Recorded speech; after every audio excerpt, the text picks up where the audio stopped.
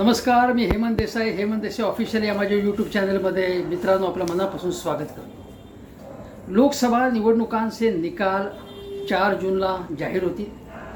महाराष्ट्रातल्या निवडणुका सगळ्या पार पडलेल्या आहेत। निवडणुका होईपर्यंत सगळेजण एकमेकाशी अतिशय प्रेमाने ममत्वाने वागत होते।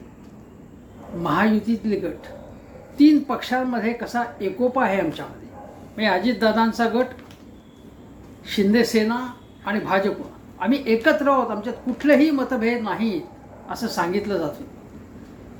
देवेंद्र फडणवीसांनी वारंवार वेगवेगळ्या मेळाव्यात, पक्षाच्या बैठकीत, युतीच्या बैठकीत सांगितलं की आपल्याला 45पेक्षा जास्त जागा निवडून आणायच्या आहेत आणि त्यामुळे मतभेद बंद, यापुढे ते खपवून घेतलं जाणार नाही। भारतीय जनता पक्षाच्या कार्यकर्त्यांना सुद्धा त्याग करावा लागेल हे त्यांनी अगोदर सांगितलं होतं आणि युती धर्म आपल्या सगळ्यांना पाळायला लागेल असं सांगत होते। तिन्ही पक्षांचे नेते अजितदादा सांगत होते, एकनाथ शिंदे सांगत होते। प्रत्यक्षात काय घडलं? युती धर्म हा पाळला गेला नाही। एक साधं उदाहरण आहे, ताजं उदाहरण, की शिंदे सेना आणि शिंदे सेनेचे आमदार सदा सरवणकर, त्यांचे चिरंजीव समाधान सरवणकर आणि भारतीय जनता पक्षाच्या दादर विभागातल्या एक नेत्या अक्षता तेंडुलकर यांच्यात वाद झाला। त्यांच्या कार्यकर्त्यांचा मोठा वाद झाला काहीतरी कार्यक्रम घेण्यावरनं, मेळावा घेण्यावरनं वगैरे। तेव्हा अक्षता तेंडुलकर यांनी त्यांना वाजवलं।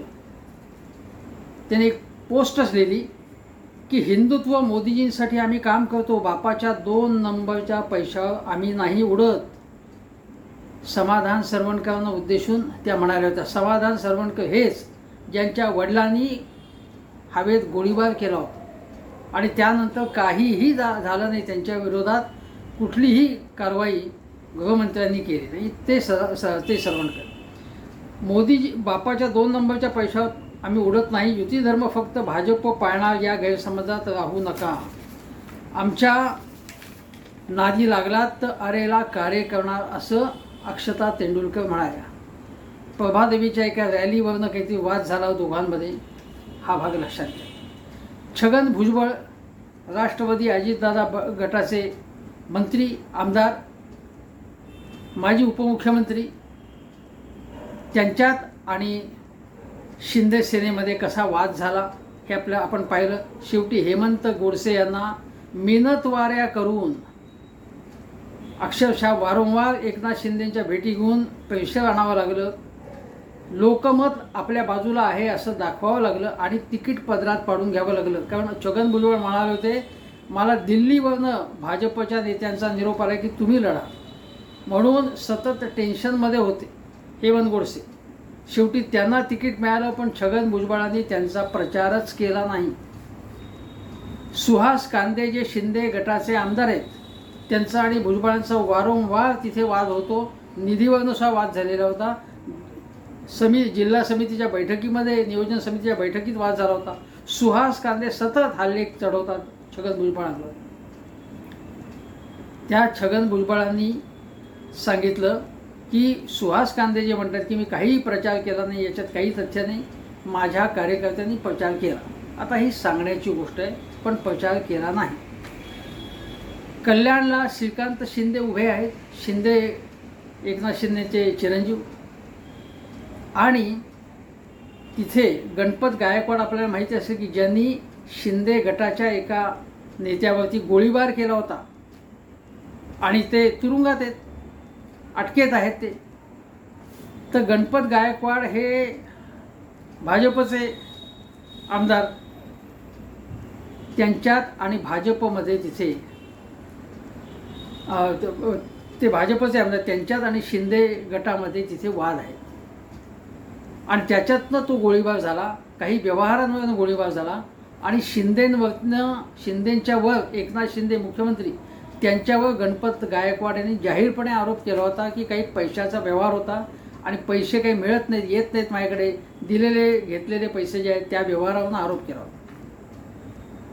त्यानंतर गणपत गायकवाडांच्या मुलावरच्या अंगावरती हात टाकण्यात आला, धक्काबुक्की झाली आणि त्यांना त्यामुळे चिडून गणपत गायकवाडांनी तो गोळीबार केला. आता गणपत गायकवाडांच्या पत्नी आहेत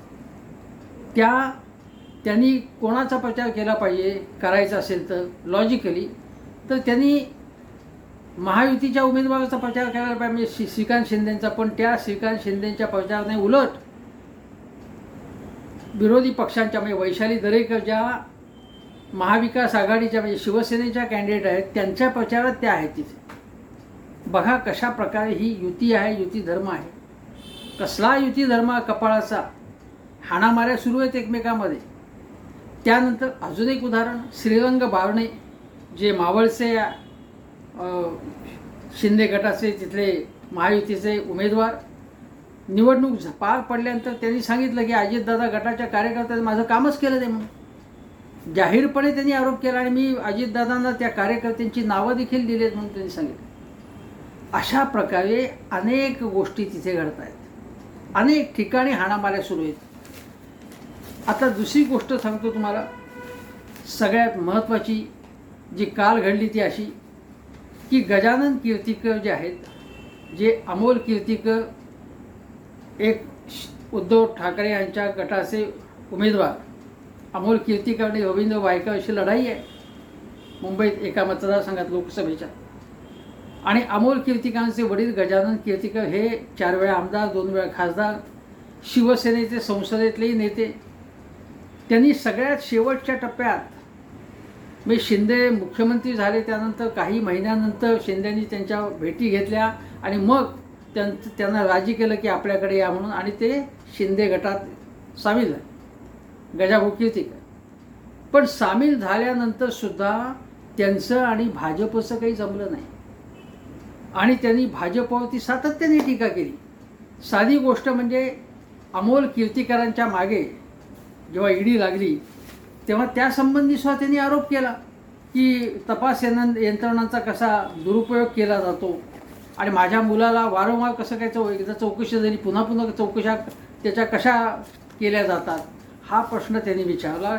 गजानन कीर्तिकर जे बाळासाहेब ठाकरे यांच्या जवळचे सहकारी, माजी मंत्री, ज्येष्ठ नेते शिवसेनेचे, त्यांनी उद्धव ठाकरे यांना दगा दिला. जे गद्दार सेना ज्याला म्हणतो, म्हणजे एकनाथ शिंदेची सेना ही गद्दार सेना, ती नकली सेना तीच आहे एकनाथ शिंदेची. त्या नकली सेनेत गजाभाऊ कीर्तिकर यांनी जाऊ नये अशी अपेक्षा होती, कारण ते बाळासाहेब ठाकरे यांच्या जवळचे सहकारी होते. बाळासाहेब ठाकरे यांनी त्यांना अनेक संधी दिल्या, उद्धव ठाकरे यांनी पुन्हा संधी दिली त्यांना. पण उद्धव ठाकरे यांच्यावरती काहीतरी टीका करून गजानन कीर्तिकर शेवटच्या टप्प्याला तिकडे गेले. पण अमोल कीर्तिकर तर इकडनं शिवसेना ठाकरे गटाचे नेते म्हणून, एक युवा नेते म्हणून पुढे आले आणि त्यांना खासदारकीचं तिकीट देण्यात आलं.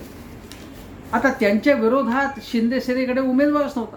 मग रवींद्र वायकरांच्या मागे तपास यंत्रणा लावून त्यांना दबाव आणला त्यांच्यावरती आणि त्यांनाच त्यांच्या विरोधात उभे केलं. जे रवींद्र वायकर आत्तापर्यंत उद्धव ठाकरे यांच्याबरोबर होते त्यांच्यावर दबाव आणला. ज्यावेळी ते सामील झाले शिंद्यांकडे वर्षा बंगल्यावरती तेव्हा ते त्यांच्या पत्नी हे सगळे तणावाखाली होते. अक्षरशः बंदुकीची नळी त्यांच्या कनपट्टीवर लावली असावी अशा प्रकारचा चेहरा त्यांचा होता. पण ठीक आहे, ते रवींद्र वायकर तिकडे गेले, पण त्यांनीसुद्धा उद्धव ठाकरेंवर तिखट टीका केली नाही आत्तापर्यंत. ते एवढंच म्हणाले की ईडीचा मला त्रास होता तर उद्धव ठाकरेंनी माझ्यासाठी शब्द टाकायला पाहिजे होता. आता मला सांगा की उद्धव ठाकरे हे मोदींच्या विरोधात जे राजकारण चालू आहे त्याचं जवळजवळ नेतृत्व करत आहेत. ते उद्धव ठाकरे कशासाठी शब्द टाकतील मोदींकडे रवींद्र वायकरांच्याबद्दल? पण वायकर तसं म्हणाले. कदाचित त्यांना ते पटकथा ती लिहून दिली असेल शिंद्यांनी म्हणून ते म्हणाले असतील काहीतरी तुम्ही आरोप करा त्यांच्यावरती. शेवटी वायकर उभे राहिले निवडणुकीला.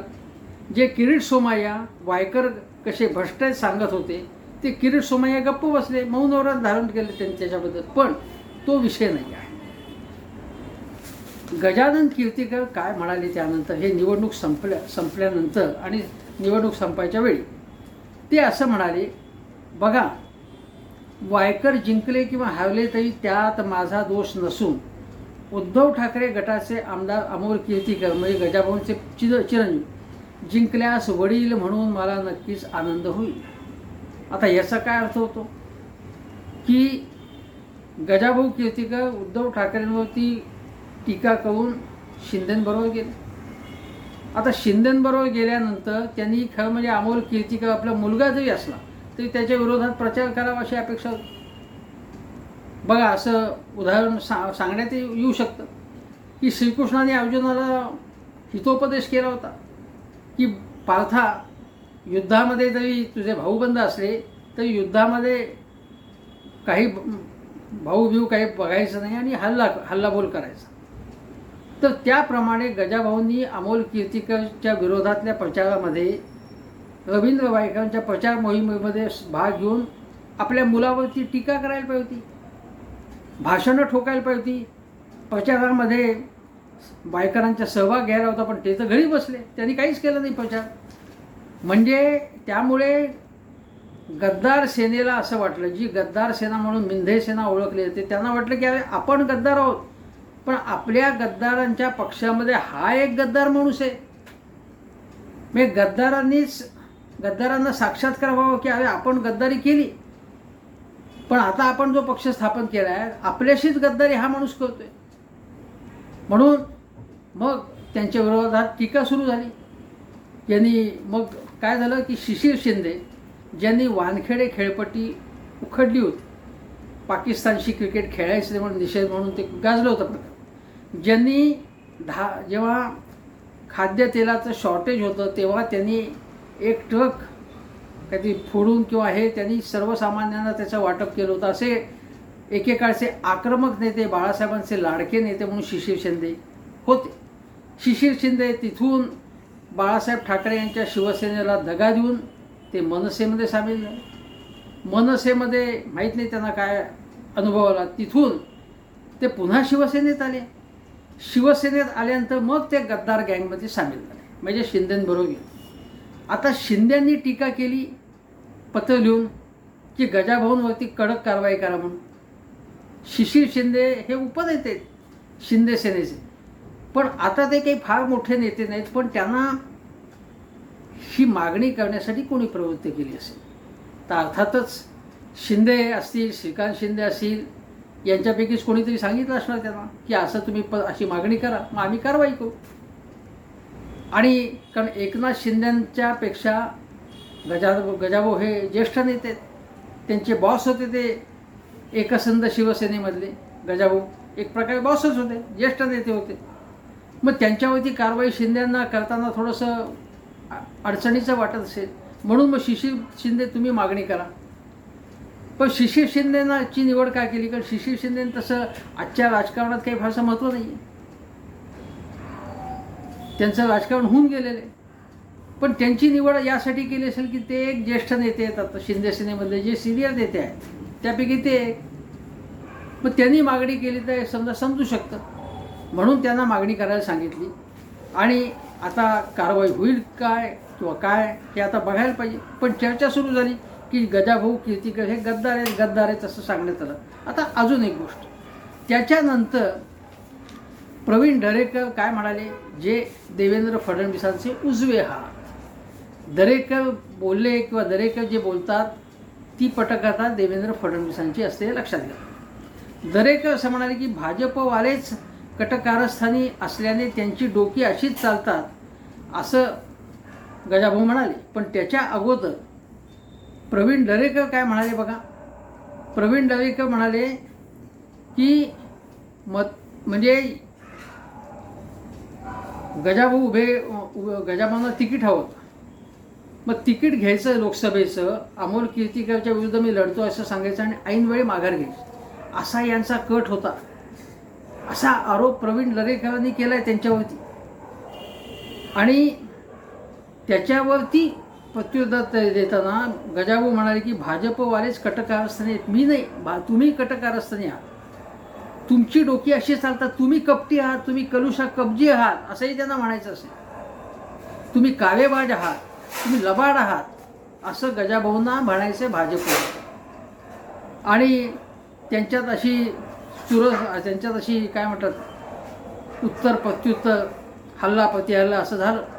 आणि त्याच्यानंतर मग सांगण्यात यायला लागलं की शिंदे गटाकडून त्यांच्याविरुद्ध शिस्तभंगाची कारवाई सुरू करण्याचा विचार आहे.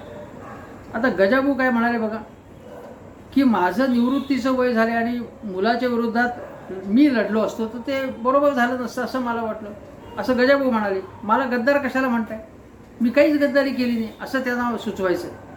बघ आता याच्या व्यतिरिक्त आणखीन एक गोष्ट, गजाभाऊंच्या पत्नी मेघनाताई म्हणजे अमोलची आई, त्या काय म्हणाल्या, त्यांनी शिंदेंचा एकेरी शब्दात अरे तुरे शब्दात उल्लेख केला आणि सांगितलं की अमोलला विजयासाठी मतदान आणि आशीर्वाद आम्ही दिलेला आहे. आणि त्यांचं असं म्हणणं होतं, असं सांगण्यात येतं की तुम्ही काही त्या गद्दार सेनेमध्ये जाऊ नका असं मेघनाताईंचं म्हणणं होतं, अमोलच्या आईचं. म्हणजे अमोलची भूमिका त्याच्या आईला मान्य आहे आणि गजाभाऊंची भूमिका त्यांना मान्य नाही आहे. आणि गजाभाऊ काय म्हणाले की एक प्रकारे माझा अजितदादाच झाला आहे, म्हणजे घरातल्या घरामध्ये एक प्रकारे मतभेद झाले तसं त्यांना म्हणायचं आहे का. आता घर म्हणजे ते कशाला समजतात का, महायुती हे घर असेल तर महायुतीच्या घरात भांडणं सुरू आहेत, शिंदे सेनेमध्ये सुद्धा भांडणं सुरू आहेत, हे आपण पाहतोय. हे याची उदाहरणं मी तुम्हाला सांगितली. आता अजून एक गोष्ट जी आहे ते एकेरीवरनं आल्यानंतर शिंद्यांचा मुख्यमंत्री जे आहे त्यांचा एकेरीवरती जर उल्लेख झाला असेल तर त्यामुळे शिंदे गटामध्ये संताप निर्माण होणं हे साहजिक आहे. आणि त्यानंतर मला ईडीची भीती नाही किंवा खोक्याचा संबंध नाही माझ्याशी असं गजाभाऊ म्हणाले. याचा अर्थ शिंदे गटातले लोक खोकेवाले आहेत, त्यांनी खोके घेतलेत आणि गद्दारी केली आहेत उद्धव ठाकरेंशी असं गजाभाऊ सुचवत आहेत. एक प्रकारे ते असं म्हणाले की पण शिंदेंच्या नेतृत्वाखाली 40 नेत्यांनी उठाव केला, तो विचारासाठी केला असेल तर त्यांची कृती मला आवडली. पण त्याच्या अगोदर म्हणाले ते खोक्याशी माझा संबंध आहे, म्हणजे मी खोके घेतले नाही, बाकीच्यांनी घेतले असतील असंच त्याच्यामधनं सुचवत आहेत ते गजाभाऊ. आणि ते म्हणाले की शिशिर शिंदे आणि हे ध्येयवादी नेते आहेत आणि मी दोघेही आमची बाजू मुख्यमंत्र्यांकडे मांडू असं गजाभाऊ म्हणाले आणि वादावरती पडदा टाकण्याचा त्यांनी प्रयत्न केला. आता बघा गजाभाऊ यांचं जे यांना तिकीट मिळेल असं जे वाटत होतं ते तिकीट त्यांना मिळालं नाही आणि वायकरांना मिळालं. आणि वायकरांना उद्धव ठाकरेंच्याकडून खेचूनच शिंदेने आणलेलं आहे, म्हणजे तिथे त्यांना गजाभाऊंशिवाय दुसरा उमेदवार मिळाला नसता शिंदे सेनेला. पण गजाभाऊ म्हणतात माझं वय झालं. आता वय झालं असेल तर मला असं वाटतं की वय झालं हे म्हणणं वय इतकं काय वयस्कर नाही. त्यांना मुलासाठी रस्ता साफ करून द्यायचा हे स्पष्ट आहे. म्हणजे आज गजाभाऊ एक प्रकारे एकनाथ शिंदेंचा जो विचार मी ईडीयुक्त विचार जो आहे त्यांचा, ईडीच्या तपास यंत्रणांच्या भीतीमुळेच शिंदे गटातले लोक तिकडे पळाले, जहाजातनं पळालेले आणि शिवाय तिथे सत्ता मिळत होती म्हणून ते महाशक्ती म्हणजे भाजपच्या दिशेने धावलेत हे आपल्याला माहिती. आणि ईडीची भीती दाखवून हे पळालेत हे गजाभाऊ सांगतात, अधोरेखित करतात ते.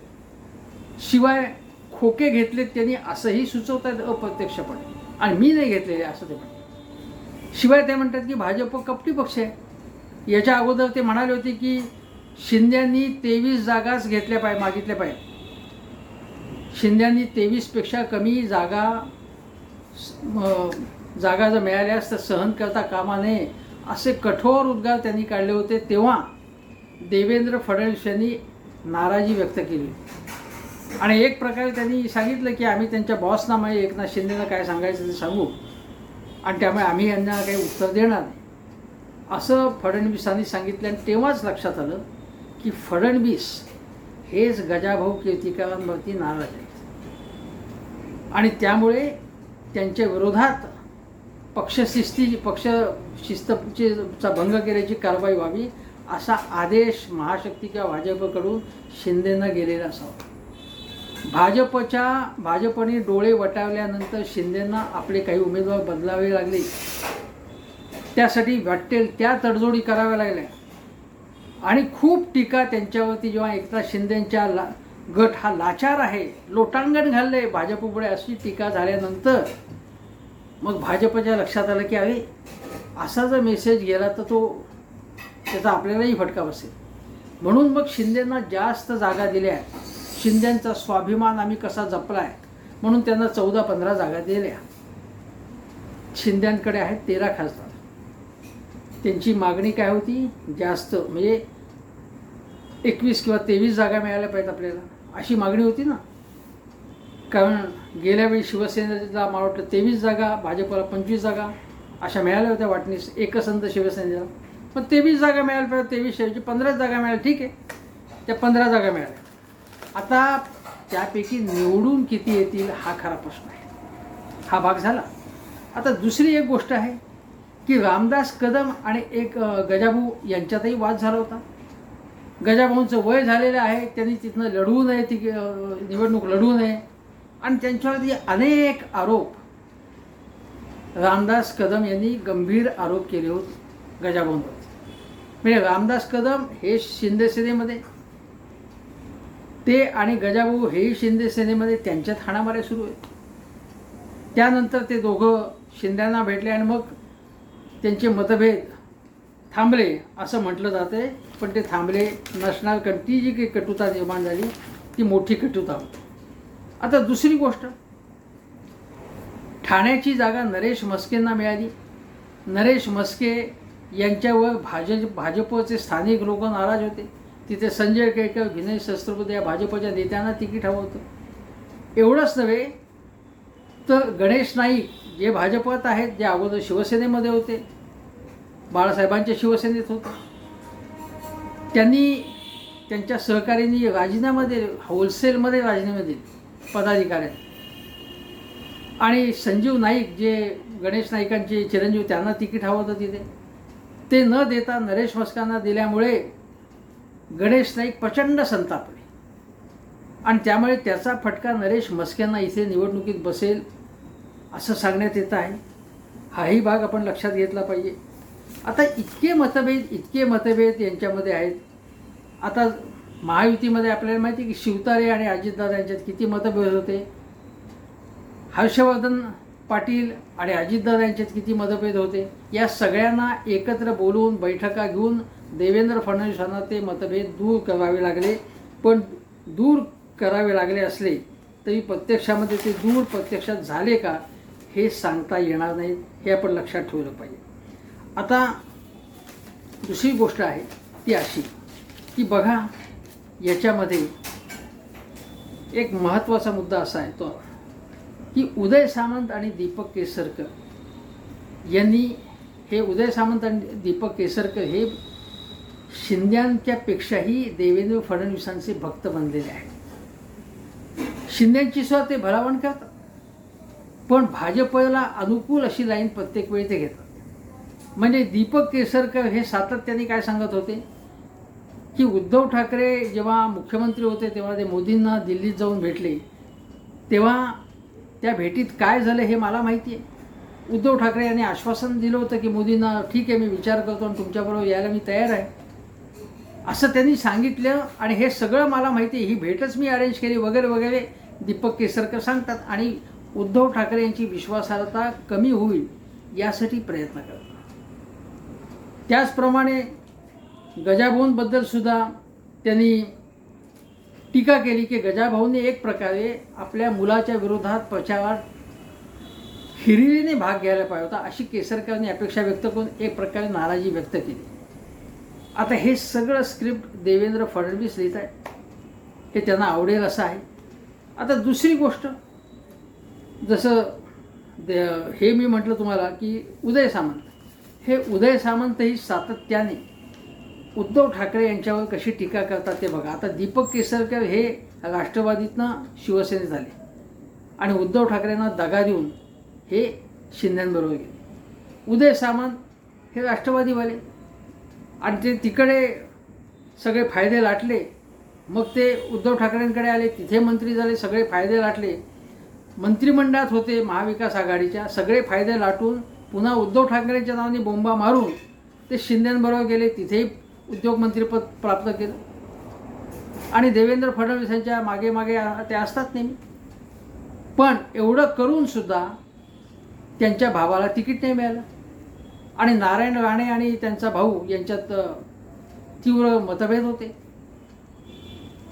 आणि त्यानंतर किरण सामंत यांनी प्रचारामध्ये नारायण राणेंच्या एवढा भाग घेतला नाही, उदय सामंतांनी भाग घेतला नाही, असं नारायण राणेंच्या समर्थकांना वाटते. मी किती किती किती किती महायुतीमध्ये मतभेद आहेत हे आपण लक्षात घ्या. आता दुसरी गोष्ट आहे की निवडणुकांचे निकाल लागले त्यानंतर प्रत्यक्षात काय स्थिती होईल हे बघावं लागेल. एकनाथ शिंदे आज उद्या गजाभाऊंवरती कारवाई करतील समजा, पण गजाभाऊंचं राजकारण जवळजवळ आता संपत आलेलं आहे, तेव्हा त्यांना काय फटका बसणार? त्यांना काही फटका बसण्याची शक्यताच नाही. आता आणखीन काय बसणार फटका? अमोल कीर्तीकर निवडून आल्यावरती ते आनंद व्यक्त करतील, झालं त्यांचं राजकारण. तेव्हा त्यांच्यावरती कारवाई करून उपयोग काय? प्रश्न असा आहे की 4 जून नंतर जर भाजप म्हणजे शिंदे सेनेचे जास्त उमेदवार निवडून आले नाहीत, म्हणजे जे 14-15 जणांना तिकीट आहे त्यापैकी फार कमी लोक निवडून येण्याची शक्यता आहे असं अनेक जण बोलतात. तसं झालं तर शिंद्यांबरोबर किती लोक राहतील? आज कोणालाही विचारा की उद्धव ठाकरे यांची लोकप्रियता ही जास्त आहे, मग आता शिखरावरती आहेत असं सगळेजण समजतात. आता प्रत्यक्ष निवडणुकीच्या निकालात त्याचं किती प्रतिबिंब पडेल हे बघायला पाहिजे. मी आता ठामपणे कुठलाही अंदाज याबाबत व्यक्त करणार नाही. पण भरत गोगावले हे उद्धव ठाकरेंवरती फारशी तीव्र टीका करत नाहीत हे लक्षात घ्या.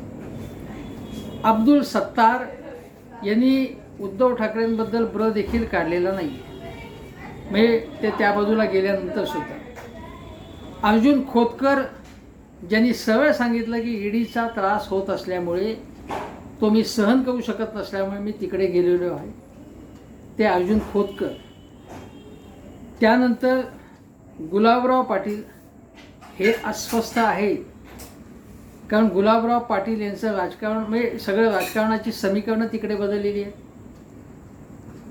गुलाबराव पाटलांना आपल्या पक्षामध्ये मी शिंदे सेनेमध्ये जे स्थान मिळायला पाहिजे ते मिळत नाही. भाजप आणि त्यांचे संबंध तिथे कसे आहेत तेही बघायला लागेल. याखेरीज त्यांनी काही त्यांची नाराजी या ना त्या प्रकारे व्यक्त केलेली आहे. आणि उन्मेष पाटील हे त्या भागातले जे माजी खासदार, ते उन्मेष पाटील हे आता उद्धव ठाकरे गटात सामील झाले, त्यामुळे जळगाव जिल्ह्याची समीकरणं बदललेली आहेत.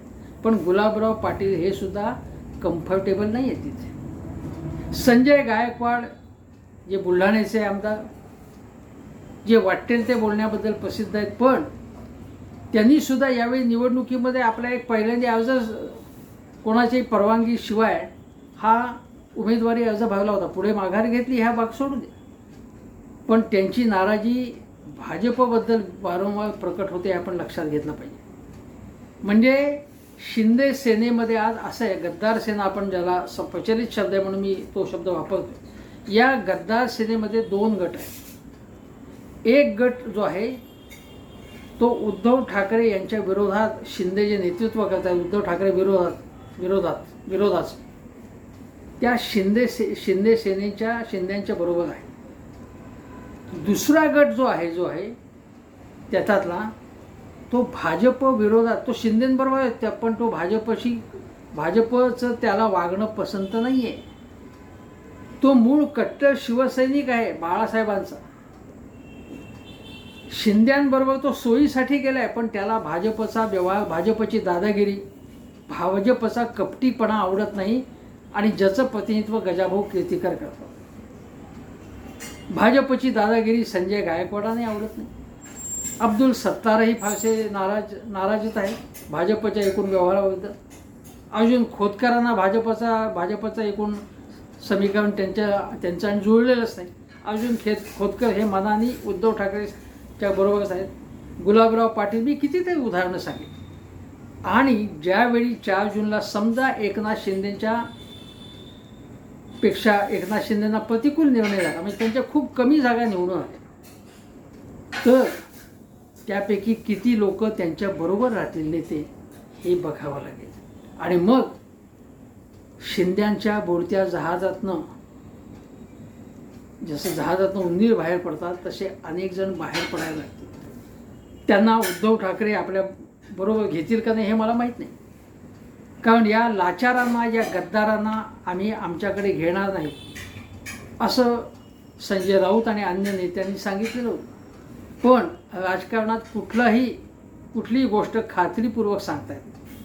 समीकरणं बदलतील, हवा बदलेल, विचार बदलतील आणि नवा पट मांडला जाईल. पण आज अशी गोष्ट आहे की गद्दार सेनेमध्येच तुम्ही गद्दार आहात असं गजाभाऊ कीर्तीकर जे बाळासाहेबांचे जवळचे सहकारी होते त्यांना आज ऐकावं लागतं आहे. ते भाजपचे नेते प्रवीण दरेकर त्यांना एक प्रकारे गद्दार म्हणत आहेत.